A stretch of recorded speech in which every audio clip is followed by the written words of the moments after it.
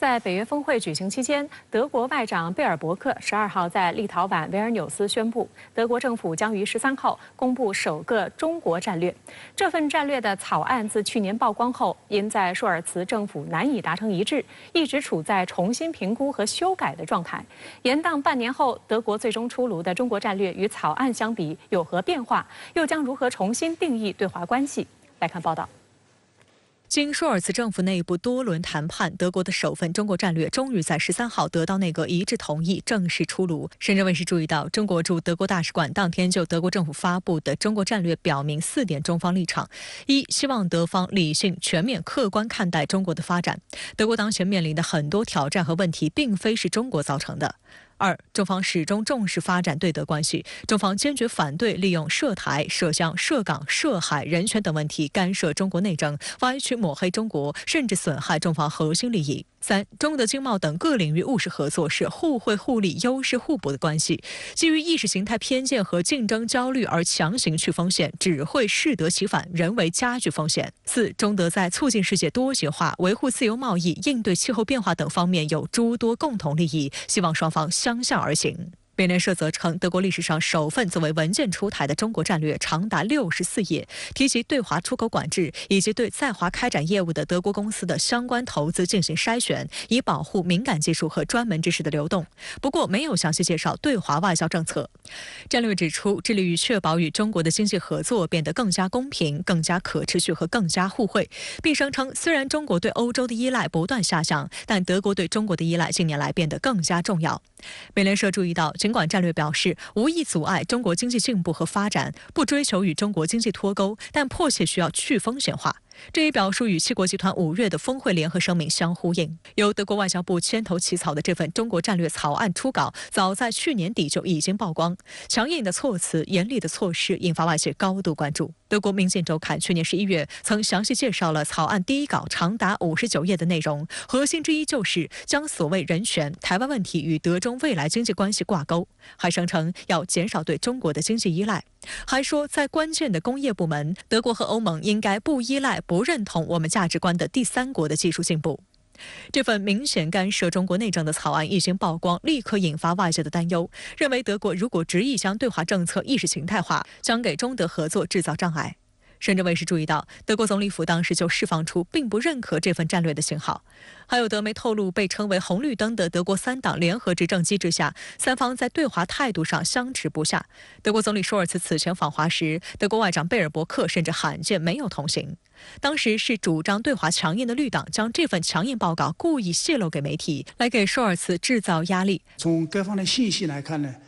这份战略呢跟之前的草案呢，可能区别会 比较明显。之前的草案呢，主要是德国外交部起草的啊，涉华这方面主要是偏重意识形态啊这一块呢，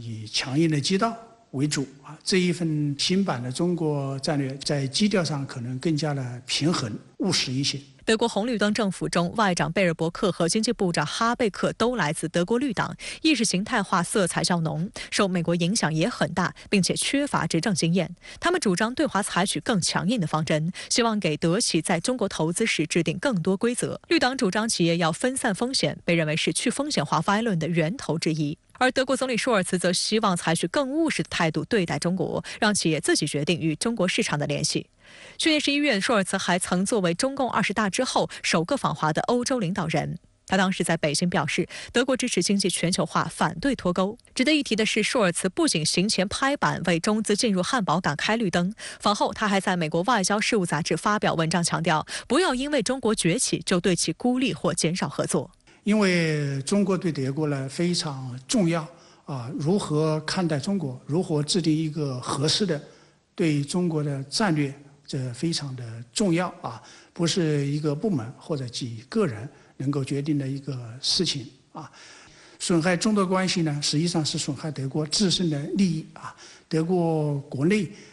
特别是商界啊，有很多不满的声音啊。美国外交事务杂志认为，德国的国家安全战略明确制定了未来主要基于价值观选择合作伙伴的原则，因此如何建设性塑造与中国的伙伴关系并不明朗。如果这份文件中的立场成为未来几年德国对华政策的基础，可能会让中德关系变得紧张，并使经济合作更加困难。外界注意到，德国的中国战略没有放弃使用去风险这一措辞，这与欧盟6月20号发布的经济安全战略论调一致。当时中方就表示，所谓去风险就是去中国机遇，是脱钩论的翻版。过去这段时间呢，欧盟呢在谈论这个去风险，德国呢也有这些说法啊。如果是追求脱钩断链这样一种导向，搞保护主义，我想呢，这会对欧盟对德国的经济都非常的有害。德国企业担忧该国政府在对华政策上大幅转弯，有3200家企业的德国机械设备制造业联合会12号发表声明，主席霍伊斯根表示支持德国政府制定市场多元化政策，但德国政府不得干预出口业务或孤立中国。德国机械设备制造业联合会也是欧洲最大的行业组织。中国商务部官网12号发布消息显示，霍伊斯根11号曾与中国商务部长王文涛会面。王文涛强调，去风险化不应政治化和意识形态化，更不能导致脱钩和去中国化。他说，企业是市场主体，最知道如何去风险，政府应将去风险主导权交还给企业，任意干预反而会带来更大风险。产供力呢是过去几十年这个全球化发展的一个结果，是市场自行调节企业追求成本效益最大化一个自然分工的结果。一方面呢是效益的提升另外一方面呢，它是形成了一个相互依赖的关系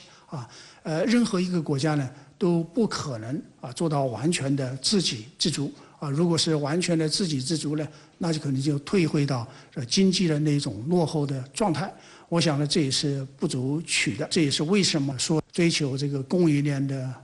多元化或者是重组供应链这如此困难的一个原因。另外，德国联合政府周四通过并发布了所谓对华新战略，您对此怎么来看呢？对于德国这份特别的战略文件，英国路透社给了2个前置词，所谓承诺已久，也是延宕已久。那么这实际上也代表了美西方对此议题的一个关注视角。而国际政治期刊执行主编叫海明霍夫，他呢则将这一份战略称为德国政府业已成型修正规则的所谓去风险方案。那么德国3党联合政府起航之初呢，红绿灯执政联盟它得以实现的一个协议前提之一就是总理舒尔茨他所承诺强调的，要全面评估德国政府的对华政策，要就和中国如何打交道来拿出系统的办法。那么重新评估拟定对华战略的国内外的背景是，中国呢已经连续6年成为德国的最大贸易伙伴国，去年中德贸易总额高达2450亿欧元，那么折合超过人民币18000亿元。那么作为全球可数的出口大国，德国呢去年对华出口额已经占到德国当年对外出口总量的8个百分点。按照英国经济学人的统计，对于德国市值最大的15家上市公司来说，中国市场它的营收贡献度就更高，超过呢10个百分点。那么就外部环境而言，欧盟呢也在欧盟委员会主席冯德里恩的牵头推动之下，正在制定新的对华战略。现在呢，美西方叫得山响的所谓去风险不脱钩，也就是 de-risk not decouple， 最先倡导的这个专利权也是呢记在冯德里恩的名下，而他本人呢就是德国人。此外，欧洲2战之后最大规模的军事冲突，也让德国对所谓地缘政治风险有了更大的危机与紧迫感。举例而言，去年俄乌冲突打响是在2月24号，那么3月间，德国在俄投资多年的宝马与大众汽车公司就撤资退出了。同时呢，对华政策协调与调整，那么也是美国持续对欧洲方面施压的一个方向。美欧就中国方向进行的所谓跨大西洋政策对话会，在拜登政府上台之后，已经进行了好几轮。所以从这个意义上来说，德国联合政府出台对华新战略，这是德国国内外因素共同影响塑造的一个结果，也是德国的3党联盟相互施压叫价达成的一个政治妥协。当然了，在此过程中，最应该也是最值得重视的，无疑是业界的声音。那么就在柏林政府发布中国战略的前一天，德国工程与产业协会，也就是 VDMA 发布声明，协会主席卡尔豪斯根就在声明中强调，必须要确保德国柏林政府不能对德国的出口业务实施干预，不能够致力孤立中国。那么您分析这份德国产业界的声明释放了何种信号？那么德国实施新对华战略对德中关系有什么样的影响呢？